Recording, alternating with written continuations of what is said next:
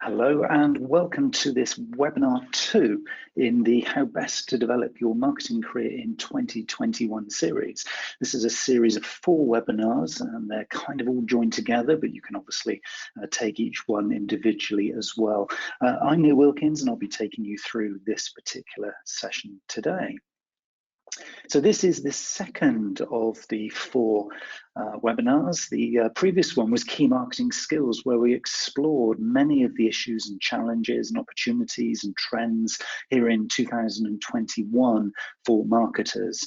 Lots of things to really be paying attention to, lots of things to kind of open up your thinking for, and really kind of preparing yourself, I guess, for webinars 2, 3, and 4, and actually giving you the context into which you can then begin to think about how to not only market your own organization, but actually how to market yourself as well. And that clearly is the big focus of today, is to get together your marketing CV.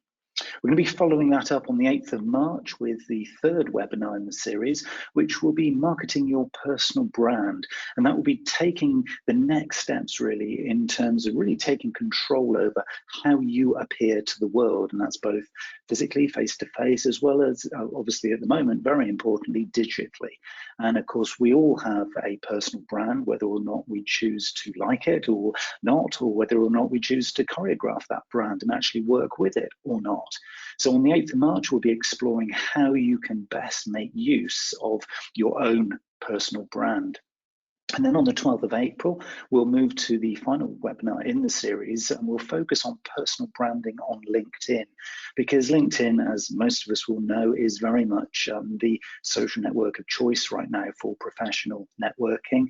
And it's a huge opportunity to position yourself, your CV, your understanding of the current issues and challenges in marketing, as well as your own personal brand in the right and most appropriate way to get your best outcomes for you as an organization, but also for you personally, and particularly with one eye on your career development, which obviously is the theme for this particular webinar series. If you're interested in those other 2 webinars, I'd encourage you to go along to marketingcollege.com/events, and there you will be able to find further details and to actually book on to the next couple of sessions.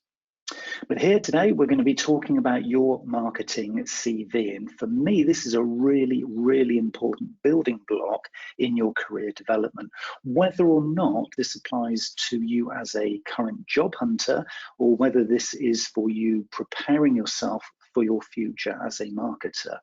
And it might even be just really to reflect back on your portfolio, your skills, the experience, and kind of what you've learned so far on your journey as a marketer. So wherever you're coming from, it is really important to have an up-together, current and relevant marketing CV.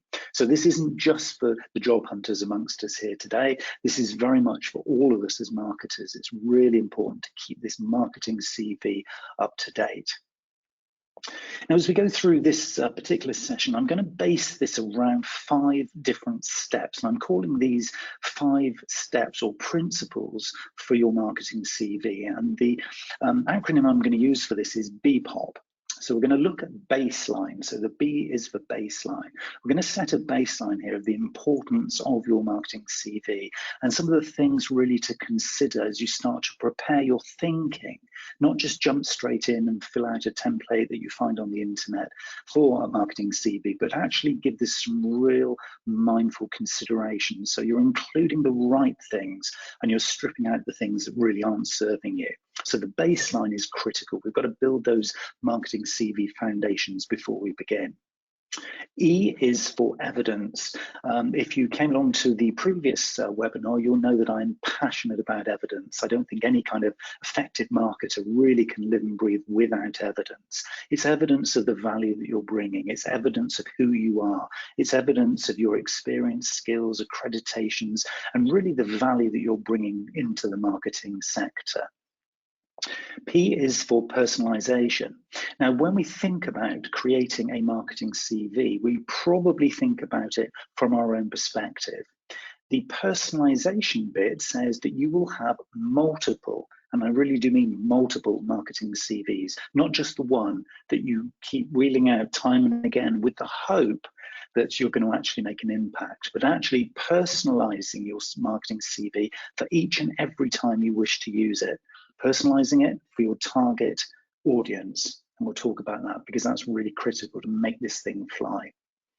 Another thing that we'll look at as well is O, and that's O for optimization, because a lot of us are using our marketing CVs as placeholders. We're using them as the core or the building block for our personal website or on our social networks. So actually optimizing your CV so that it works not only for the reader, so the human who's actually going to be consuming the CV, but also for the technologies and the search engine algorithms and the social networks that are going to allow this thing to be out there, this thing to be found and searchable and presented. So we need to find out a few little ways of optimizing our CV so that it actually works for the search engines and the algorithms as much as it does for the human reading it. And the final P is for presentation. Clearly, there's some best practice for marketing CV preparation, and that's what we'll be covering as we go through this particular session as well. So the little acronym, BPOP, to me covers all 5 of these steps, and these are the ones that will form the backbone, if you like, of this webinar. So let's get into the first of these 5 elements. So the first one that we're going to be focusing on in our baseline of our marketing CV is really the consideration that your CV really should be like your marketing assistant, your personal marketing assistant, that you allow to work for you whilst you sleep. So you're a human being, you need to be doing other things apart from marketing. You need to be living life and breathing and being elsewhere, and obviously sleeping as well. So you're not always going to be a marketer, but your marketing CV is here as a tool that can allow you to be present for whenever your audience needs to be finding you, picking you up and seeing you. So the first consideration there is, okay, let's consider this marketing CV as a living, breathing entity, something that we're going to be adapting and changing. We're not just going to create it once, we're going to create it and then we're going to evolve and continuously improve it. So that's the first consideration. The next thing is to remember, of course, that the world is currently very chaotic. So as we're listening to this and presenting and thinking about this particular topic, what we know for a fact is that the world out there is quite frenetic and chaotic, and it's changed. Over the last 12 months or so, we've seen some fundamental changes to the marketing landscape. And one of those big changes is this use, obviously, of digital technologies for serving your role, working from home, working out of the office, being remote and quite distant to the team that you work with. So does your marketing CV need to include location? Because location in the olden days used to be a little bit of a blocker. You'd have to relocate. You'd have to say where you were based, and maybe the recruiter, the person looking at you, would then consider whether or not that was appropriate or not. The big question now is, do you need to include location? Because the world is now used to virtual working. So could you be working for that dream company and that wonderful job on the other side of the planet? Because now we're so used to digitally working and digitally providing value. So that might be a bigger opportunity for your marketing CV to position you slightly differently, maybe a little bit more accessibly. And also, one of the other things that we've seen as a big trend here to position your marketing CV correctly is to really be thinking about what your target recruiter, even if you're not actively looking, opening up the opportunities potentially in the future for what they're actually looking for. Again, back in the olden days, your recruiter was probably seeking 100% of your time. In other words, if they were going to recruit you, hire you, they were probably looking to take you on full time as an employee.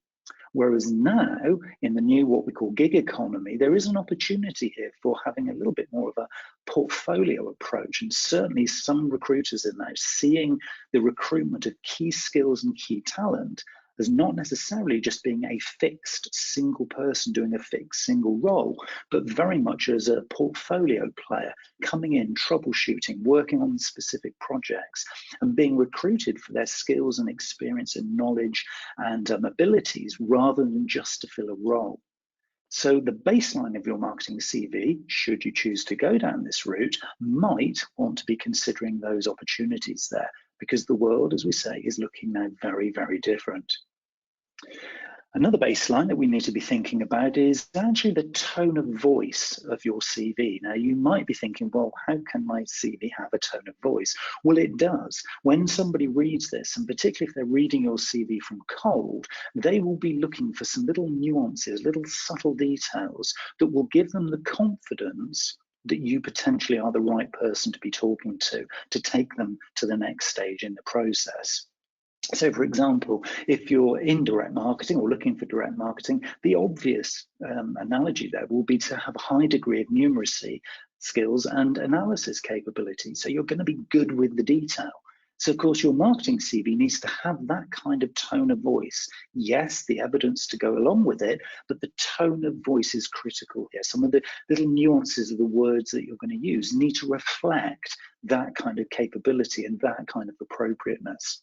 For campaign management, for example, making sure that the tone of voice shows that you've got exceptional organizational skills, because this is all about project management and program management.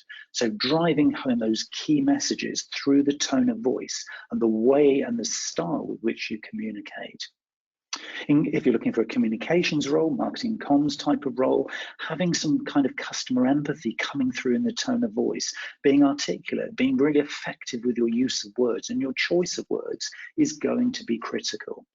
And of course, if you're looking for a more creative role within marketing, then some kind of reference towards fresh ideas, innovation, bringing a lightness to the style and tone of voice of the marketing CV, not bogging it down with technical detail, but carefully considering the branding. And of course, maybe a little nod to your eye for design.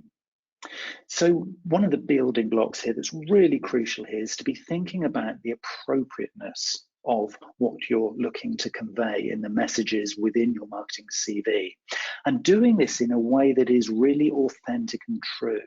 One of the key things that everybody is looking for right now, both as consumers, as business decision makers, is transparency and consistency. We're looking for relationships professionally and personally with authentic people.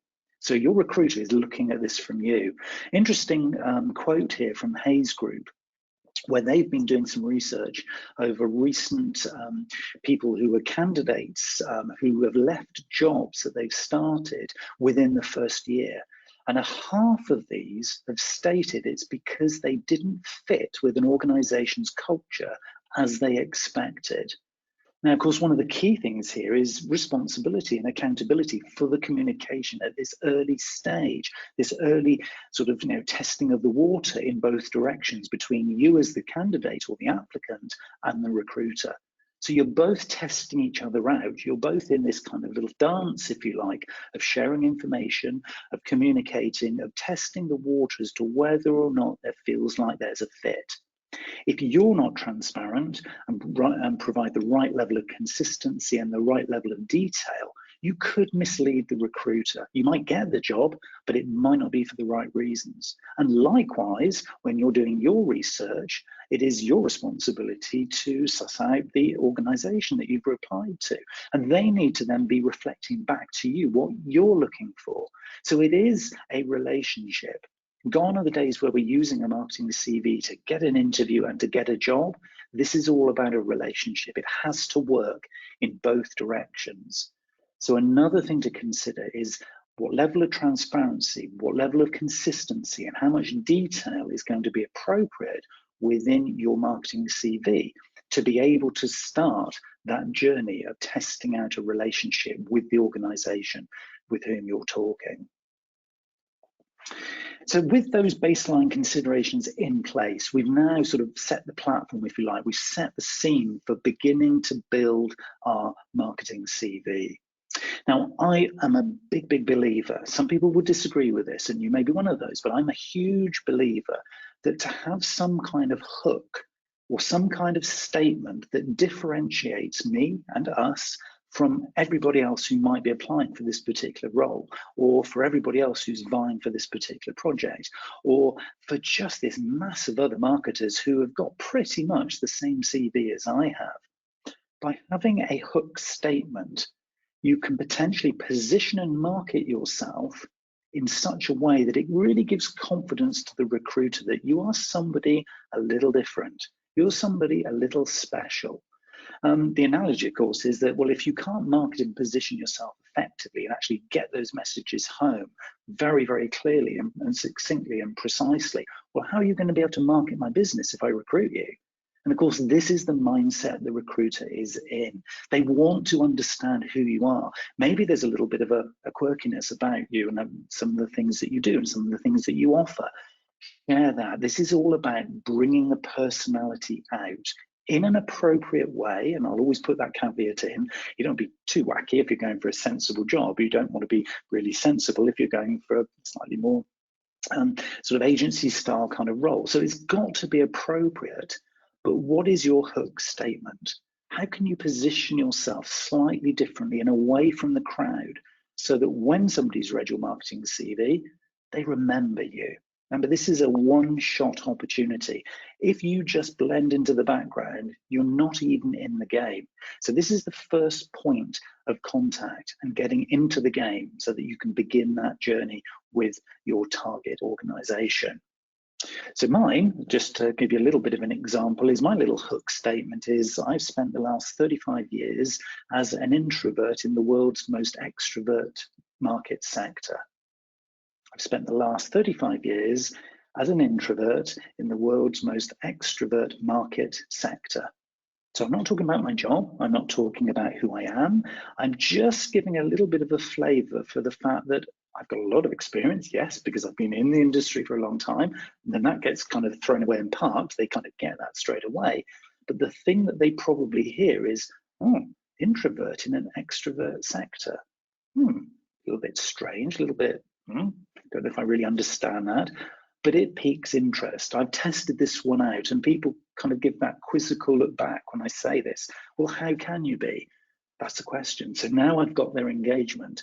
Well, that can't be right. So now they're starting to question and they're looking for evidence. So do you see what's happening here? If you can start to position your hook statement to get some kind of both emotional but also intellectual response from them, then you've got their attention. You've got them bought into that first level, that first step on that journey of the relationship. So once you've hooked them in, then it's all about keeping that attention. And of course, we have very little attention if you just think of your social media accounts and the speed that your timelines go by. And, you know, we live in a world of very, very fast transaction and very, very immediate consumption. So we have to, as we're giving evidence of who we are, what we do, and the value we're going to bring, we have to stick to the highlights. So your marketing CV must be highlights driven. And ideally, if you can, be outcomes focused. So don't just say what you do and say what happened, but say what that meant to the organization. So give the outcome of the activities that you did. Of course, all the other marketers who are vying for this same position are going to say, well, I do this and I'm like this and I do this. And it's kind of all about me, me, me.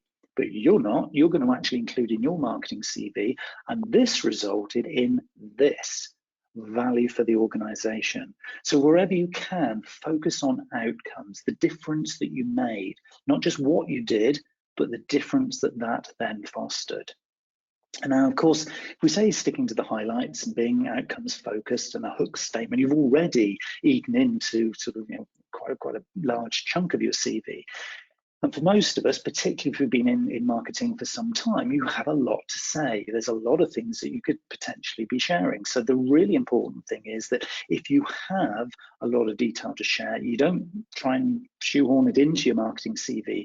You provide links out to maybe a blog or a personal website or some other sort of platform where people who are interested at this stage and curious can then obviously click through and find out more detail. Again, that's part of the research phase from the recruiter's side. So allow them the luxury of being able to do that, but don't fill your marketing CV with too much detail. Less is definitely more.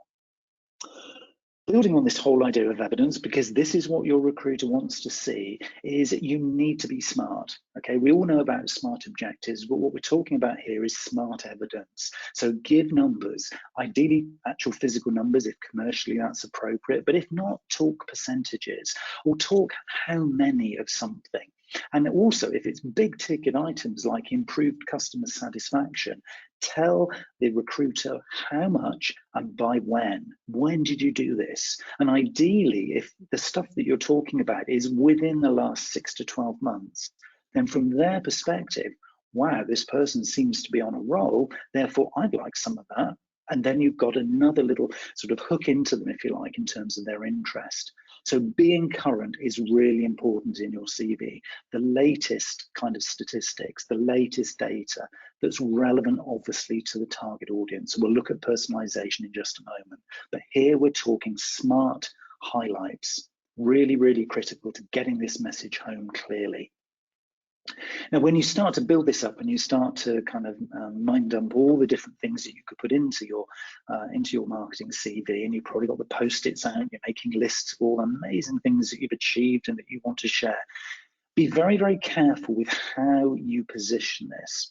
I'm a big advocate for specialism, okay? So if you're a specialist in a particular thing, maybe you're a specialist in Google AdWords or Google Analytics or coding of the link between MailChimp and your website or whatever it happens to be, it doesn't really matter, but if you're a specialist in one thing, call yourself a specialist rather than an expert, because the very first thing that will happen if you call yourself an expert is that the psychological process that happens in the recruiter's mind is that they'll be thinking, oh, and they'll kind of lean back in their seat and think, well, actually, we've got Bob on the team, or we've got Jane over in that department. Well, I think they're an expert, so hold on. And what you've already done then is you've set up a competitive situation. But if you position yourself as a specialist, well, that's nice because that's added value. So it takes away the competitive nature, but still tells the story. Now, of course, you can back up the specialism with certifications and, of course, recent CPD, continuing professional development progress that you're making. The trick here is that it's all about currency. So you need to appear to the recruiter current, relevant, and informed. So the stuff that is informed is, in other words, you already know and you preempted the kinds of specialisms that will add value in this new organization. They're relevant, and you know the stuff because you're informed, because it's on your CPD plan. But it's also current. It is no use if you're like really old like me, quoting stuff that you did 20 years ago. You know, that is so out of date, it's beyond belief. But stuff that you've done and stuff that you've proactively achieved in your career or started to learn, even if it's an ongoing CPD plan that you've got, that's great because that's current, relevant, and informed stuff that you can share. So specialism, yes. Expertise, be brave and go for it if you really feel like it, but I think specialism is a far stronger position to take. And so now we've got the evidence pot together. So we've built our baseline, we've got the evidence pot together. We now need to start thinking about how we're going to position this in the eyes of the target audience. Now, of course, if you're in marketing, you will know all about customer personas. You'll know that we need to build this profile, this detailed profile of the person we're trying to target. You can't target a generic customer. You want to be targeting, with effective marketing, a very clearly defined target customer persona. Well, with your marketing CV, it's exactly the same. You are marketing yourself through your CV. So who's your target persona? And I'm not just talking about a job title like the HR manager or the marketing director. I'm talking about you doing your full LinkedIn research here. This is a one-to-one relationship you're looking to foster. The benefit will come later in that process if you can identify the actual individual or individuals who are very likely to be the recipients of your marketing CV. And if you're actually applying for a role right here, right now, this would be well worth doing prior to interviews. Obviously, this links beautifully and seamlessly with the interview process, but it's also really important upstream. Even if you're not actively looking for work right now, knowing the target persona that you're after here is really, really critical. So do your LinkedIn research. You have at your disposal this free resource that's full of big data that allows you to really, really drill down not only the target person you're going to be speaking to, but also anybody else in their organization who might also be part of this decision-making process. Now, of course, if that does include other departments like finance or sales, for example, the biggest benefit that you can do to your marketing CV is to avoid using marketing jargon. Would the finance director, for example, understand your CV? If it's full of marketing jargon, probably not. But if it talks commercially and generically very, very much business language, and professionally presents it, then that is something that is going to be applicable to anybody who might be in this recruitment process. So think very carefully about how and who you are marketing this actually to, because that becomes a really important thing when you come down to the fine detail. So let's look at some examples then of this whole kind of personalization thing and just how this might play out in reality. So let's look at example 1. Now, you might be using examples like this actually within your CV right now. So what I would encourage you to do is, if you already have a marketing CV, is to go back and actually look at some of the things that you've said with hindsight now, and look back over these things and really critique them from your recruiter or your potential recruiter's perspective, and just kind of see how this feels from their side of things, taking their sort of view on you. So put the mirror back on yourself. Example 1 here, a mission-oriented digital marketer with over 5 years experience in driving promotional initiatives. Right, okay, yeah, feeling that, maybe, possibly. Then it goes on to say, I'm an expert in online marketing, lead generation and nurturing. Right, okay, well now I'm expecting you to provide evidence because you've used the word expert. So already now I'm starting to question this. It's going down in credibility, if you like, just after that second sentence. And then in my previous job, I increased the duration of visitors on the website to 8 minutes. Well, you could argue, gosh, based on averages, that 8 minutes, well, that's probably well above most Google Analytics reports. So you could be thinking, okay, that's really good. However, if I'm playing the role of the recruiter here, well, actually in our organization, our website traffic sort of generates visits of around about 12 minutes. So actually your 8 minutes, you're underperforming, put you in the bin. So the problem with this, of course, is knowing the audience and those little details.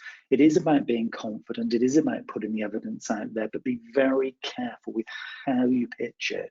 And choosing those right, smart claims is critical. If you get that bit wrong, you can be literally out on a limb. Example 2, a result-oriented advertising manager with extensive experience in inbound promotional techniques. Well, I would have expected you to be extensively experienced in inbound promotional techniques if you're a result-oriented advertising manager. So here we've got the overuse of words. Some of this stuff is implied, so you would already know that that would be the case. And this person has an excellent eye for design and communicating with the intended audience. Well, you're in marketing. You should have. So do you see that I'm just overplaying my reaction to some of these examples, but this is how your recruiter is probably going to be reading it if you include things like this. Yes, there's some good intention in there, but it's not well thought through. The next one, example 3, a self-motivated social media manager with 3 years experience, strong analytical abilities, and get this bit, and an interest in social media campaigns. Well, you're a social media manager. Of course you're interested in social media campaigns. I'm not going to keep on going on this one. Do you see the point? The point is you've got to be so careful how you position yourself. These are long, woolly, filled with sort of generic phrases, and this is the kind of stuff to avoiding. So we've got to get a lot tighter. We've got to get a lot more precise. Yes, confident, and some of the words included in there are actually quite strong, but really the way that they're woven together is actually quite woefully short. So personalization is all about really getting into the head of your target recruiter or the target of your marketing CV, and really understanding just how much you're going to have to hold their hand through understanding who you are. So irrespective of whether or not you've hooked them in with the hook statement and you've got a little bit of certification and some evidence there as to kind of what you're doing, you need to be thinking from their perspective, do I really understand what this person is and how they're approaching me? Would I really be interested in this person? Do I understand the value they're going to bring to my organization? Simple little example is if you have, as an example, in your timeline of the roles that you've had, something like social media executive for IFP Limited. Well, I kind of get what a social media executive would be, but IFP Limited, I've never heard of you. And of course, you as the owner of the marketing CV said, well, of course, it's IFP Limited. I've worked here for years. Of course, everybody will know IFP Limited. But of course, only people in IFP probably have heard of IFP Limited. So far better to think about this, personalize it from your recruiter's perspective, and think about words that might be, I'm responsible for growth and client engagement in social networks at the International Finance Portal. So it's saying the same thing, but what it's doing is it's taking a much more empathic view. It's actually using empathy to understand where the recruiter's coming from. And of course, once the recruiter sees International Finance Portal, they'll be thinking, right, so this is digitally focused. It's an international brand. They are looking at finance, so the level of detail and the numbers and numeracy is going to be good. They're involved in client engagement, great. There's a revenue opportunity there and growth. So this is going to be a valuable person. On to the next step. Whereas social media executive for IFP Limited could be anything. So personalizing your marketing CV is absolutely critical to just be making sure that it is actually relevant and appropriate for the individual. And of course, when we talk about personalization, you're going to have to redo this each and every time you apply for something. Because if you don't, somebody else will be doing that. And it's really important to making sure that you don't lose ground on somebody else who's achieving real strength with their CV. So the next bit, once we've now actually got our personalization, which is building on the evidence, which is building on the baseline that we had as our platform, is now we've got to make sure that we've optimized our CV. So we've personalized it around all the evidence and things that we want to be sharing, but we need to make sure it's going to work digitally. So this is kind of the SEO equivalent, if you like, of your marketing CV. So if you're good at SEO, you'll know that you can use keyword research in its broadest sense, and you'll know that inbound links, so including your social media, personalized addresses, both in the CV, but also linking back to the CV from your social media, are going to be just good little techniques and good little ways of making sure that your marketing CV is actually accessible. So it's important that you remember that this is partly marketing, obviously, to the recruiter, to the organization, but it's also partly marketing to the search engines. And these might be within things like LinkedIn, or this could be Google more generally. If you've got your marketing CV on your own personal website or blog, this is a good practice to do as well, because you never know when you just might happen to be found for that next perfect job. And one of the ways of opening up this to the recruiters in the area that you're focusing on, so if you have a big desire to break into a new market sector, or if you are a specialist in a particular sector and you want to align your marketing CV, have a look at some of the phrases, have a look at some of the keywords that the recruiters in the area that you're focusing on are actually using. So do your background research. This is a really key thing. You can then start to play back your marketing CV with those kinds of phrases, those kinds of very recruiter-friendly languages in mind. And also, of course, use positive action words, words that really, really resonate. At the moment seem to be words like responsible. You know, a recruiter wants you to be accountable and responsible for what you're up to, and wants to show evidence, or wants you to show them evidence of where you've done that in the recent past. Delivered is also a really positive, proactive word. I delivered this. I just wasn't part of the team, but I delivered this value within the team that created this. In other words, always playing it back to the little piece that you brought, that little piece of value that you personally brought to it. And if you did lead something and you can convey evidence that shows any kind of leadership skills, those are the things that are going to be very transferable across different industries, across different sectors, and obviously into a new role. Management is different, leadership is higher value. in my opinion. And I think the more we can talk about how you led a project, led a campaign, rather than I managed a project or I managed a campaign, it shows a broader consideration for all of the stakeholders who were involved. And of course, that in your future career development is going to be an added value, a really big bonus both for you in terms of your enjoyment of the role, but also for the organization that you're talking to. So optimizing your marketing CV is really, really important. So we've got the building blocks, got the evidence, we personalized it, we thought about the optimization. So now we've got all of this stuff together. We've literally got all of the ammunition, if you like, into our toolbox. So how are we going to then take that forward? Well, there is some current best practice, and I'm just going to really sort of go through this now. I'm not going to share with you, interestingly, and you might have expected this, but I'm not going to share with you a standard template, because templated CVs tend to miss the point of what we've been talking about. What you can do is you can use this as a checklist to create your own template. So I would avoid a templated approach, because you will, just by its nature, look like everybody else. But you can use these particular points as a checklist to create the right kind of format, if you like, for your marketing CV. So first things first, two-column format is the way at the moment of conveying the most clear communication. It's the easiest way to consume a marketing CV. Okay, this is a generally broadly known fact.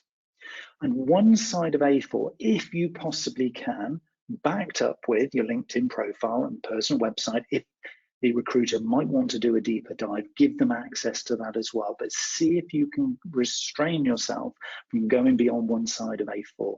You should be able to do it if you follow these principles and if you basically personalize it in the way that we've been talking about. Keep it clean and simple. Don't use unnecessary words. Make sure that tone of voice is correct. And think about a professional font.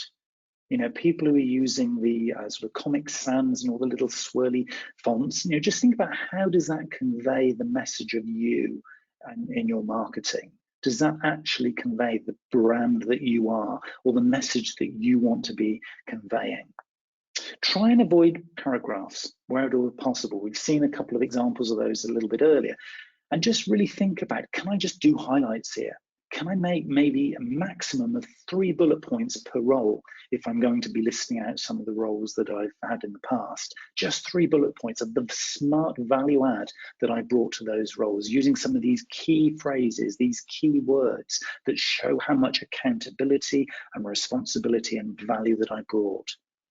Remove all generic comments and what I would call soft hobbies. We see a lot of CVs, don't we, where people say, oh, I'm really interested in walking and eating. Yeah, you're human, you probably are. Try and avoid those sort of soft generic hobbies that really mean nothing to anybody. If you like walking, but by walking you mean that you walk specific things, specific places in a specific style, then that's fine. But just walking, well, we all walk, don't we? And if you like eating, well, what kind of food do you like eating? And do you cook as well? What kind of restaurants you go to? Rather than just, I like eating, because we all like eating, make it more specific.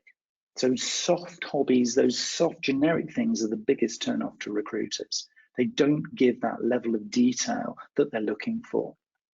And when you start to think about your hobbies and things to include, making sure that you're aligning them with the style of the organization. If you're going to a very sensible, risk-averse kind of organization, you say that your hobbies are extreme sport, bungee jumping, and risk-taking, you possibly aren't aligning yourself correctly with the culture of the organization. And of course, it works in the other direction as well. And of course, as part of your research into the organization, again, as part of this, you can look for that alignment. Look for organizations that feel right, not just look right and aren't just paying great salaries, but that actually feel right as well. Because part of that accountability of the outcome for this thing as to whether you get the right job and whether they like you is your research. So take accountability for the alignment of those things. And if, and lots of us have, short or longer careers gaps or unemployment, own up to it. Be authentic, be transparent. What did you do after you were made redundant? What were you doing in that gap? Did you travel? Did you write a blog? Did you just take time to do something, a particular hobby that you wanted to do and spend some time doing? Did you take time off to look after your family? Whatever it was, include it. This is a really important element of this authenticity that we're talking about. Recruiters don't like uncertainty because their decision as to whether or not to recruit you is going to reflect on them. So make their life easier as you go through this particular part of the process. They need to build that confidence. And when it comes to the actual presentation, it's not that difficult. Remember, we're looking at one side of A4, we're looking at 2 columns. You need to include your name, you need to be instantly identifiable. For me, the jury is out as to whether or not to include a personal image of yourself. If you're very active in LinkedIn, they can already see you through that, so I would say probably do so. If you're in a certain industry where that is frowned upon, then maybe don't. Take a view as to whether or not having a photo of yourself is appropriate on your marketing CV. If it's mine, it is appropriate because I try to be all over the web for a whole variety of different reasons with clients and activities like this. But for you, it might be slightly different. So take a view on that. Follow the name with the hook statement. Again, this is one of the good practices that you'll see on LinkedIn in terms of the way that your personal profile is structured. And we'll go into this in a lot more detail in the LinkedIn webinar that we'll do in a couple of months' time. The hook statement is your kind of bio elevator pitch. That needs to be up front. And then followed very, very quickly, but with personal information, contact details, and of course, any of those links that we've been talking about.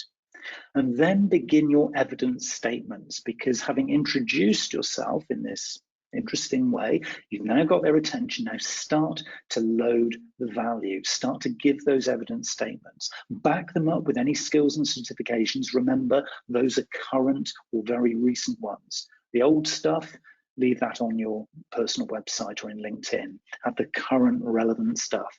And for most people, if they've been in marketing for some time, they might wish to include a basic timeline so that it just shows how you've developed your career, the kind of steps that you've taken. So keeping it, again, very headline, we're just trying to convey the overview at this stage. And of course, any hard skills or soft skills that you feel confident in, but also you're actually quite proud of, you can include those towards the end of your one side of A4 as well. It's a good idea not to load those up front, but if they give a little bit more of a context for the reader, then they can also be very, very valuable. And I've got some examples here. I'm not suggesting you copy and paste these things, but I'm just saying these are sort of different ways that you can actually convey this stuff, where less is more, where you haven't got the space or the attention to be able to have long sentences. So in these kinds of examples, where we're using just for strengths, examples like strategic, creative, mentoring, idealism, articulate, analytical, those things just say what they do. They are just does what it says on the tin. They're simple, they're precise, and they're succinct. If it's skills, a nice, interesting way of conveying skills could be a descriptive. So you say, well, I'm professional level at this, I'm intermediate at this, or I'm elementary at this. Or you could do it on a sliding scale. So you actually give a little visual icon, or a little visual slider, so that people can see very, very quickly and visually, again, very easy to consume, where your strengths actually lie in terms of the skills. And if you do have any certifications or any qualifications or anything like that, it is important to put the year. You can put the month as well if that's appropriate and it is quite recent, but certainly include the year. The recruiter wants to see how current all this stuff is. And if it is your hobbies, and we were talking there about sort of softer hobbies and trying to avoid those, but I do think, and these are examples of some softer ones, but I do think actually having a little visual, maybe a little hook that just might pique the interest of a particular recruiter, because they may well love music, and so they then are going to be adding that question into the interview sort of process.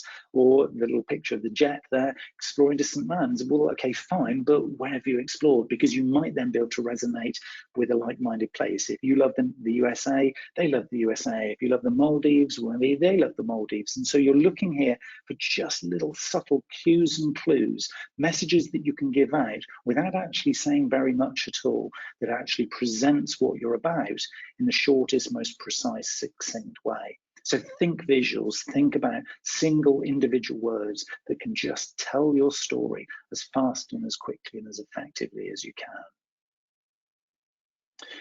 So that's the BPOP principle. It's the baseline. You've got to really think this thing through. Don't just jump straight in with your idea creation. Think about the context in which you're playing. Gather your evidence and really go deep, deep, deep into this. Think of all the things that you've done. Keep this portfolio of evidence, even if you don't use all of it right here, right now for this marketing CV. In the future, you might want to draw on it. So make this a really enjoyable, valuable experience. Grab a cup of coffee or a cup of tea and sit in the sun in a window and here in the winter and just work it through. Figure out all those little pockets of evidence that are going to bring real tangible value in your CV. Personalize it each and every time. It's the only way to have an effective marketing CV. And of course, optimizing it as you start to move your ambitions into different industries and sectors. Do the research, do that background research. All the answers are out there. They are literally at the tip of your fingers, so make the most of it. And when you think about the presentation, think about how best to convey the message, and think right the way back to that very first one of those very first slides that we talked about, where I said about the tone of voice, and just take a breath and actually read it back as though you are the recruiter. How does it sound? How does it look? What kind of messages have they conveyed? And really importantly, how do you feel as the pseudo recruiter when you finish reading that CV? And if you're feeling great and like you want to know more, your job is done. Get that CV off to the recruiter. But if you're there questioning it, feeling slightly defensive, maybe even feeling a little bit embarrassed to read some of the stuff, then go back and start again and work on it.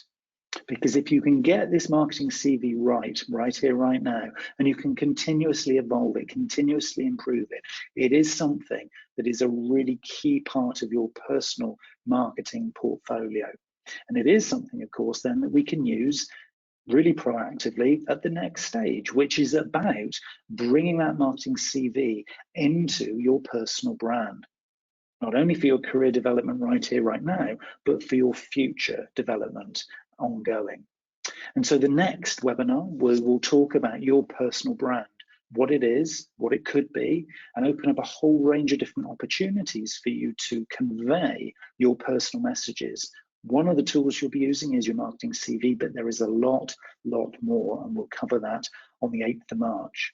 And we'll follow that up by using your personal brand in and around LinkedIn. It is the single place right now where you're going to probably get the best outcomes and the best results from your online activity with your personal brand. So on the 12th of March, we're going to cover that too. So head over to marketingcollege.com/events to get more information on those two sessions. And I really hope that I will be able to see you there as we continue this little journey. In the meantime, and if you're interested in hearing more and finding out more around these and other topics, I've got 2 marketing podcasts for you. The Cambridge Marketing Podcast from the college, which is found on Apple Podcasts and other podcast platforms are available, and my podcast, the Neil Wilkins Podcast. You can search that in Google and listen to that in your favorite podcast platform or app. Thank you very much for joining me here on this particular this particular webinar here today. Thoroughly enjoyed sharing with you the journey that we've been on, and looking forward to taking those very next steps with you as we go to develop our marketing careers even further into 2021 and beyond. I've been Neil Wilkins. Thank you for joining me, and I look forward to seeing you on the next webinar.